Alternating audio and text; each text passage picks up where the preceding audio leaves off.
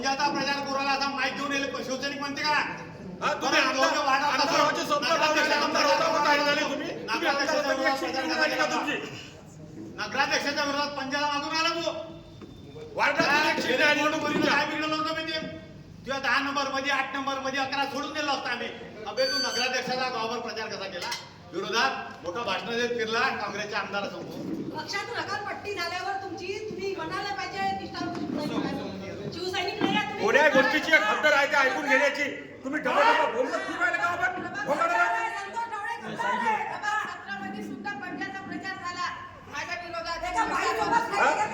गेले पत्रकार परिषद घ्यायला 3 वेळा 3 पंचवार्षिक उभा राहिला ते एक गाव तरी निवडून आला का? 400 500च्या 600च्या वर फरकला नाही.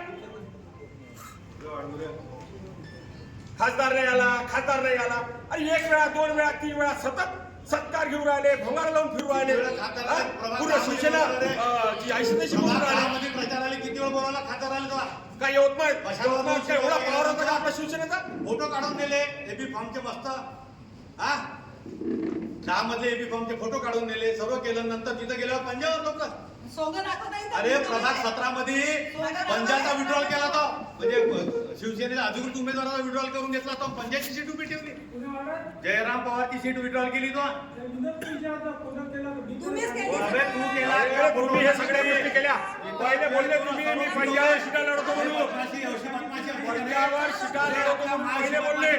मला माहित होतं तुम्ही पंजावर सीटा लढवून राहिले म्हणून. याशी वैयक्तिक विरोध नाही आधी सांगतो.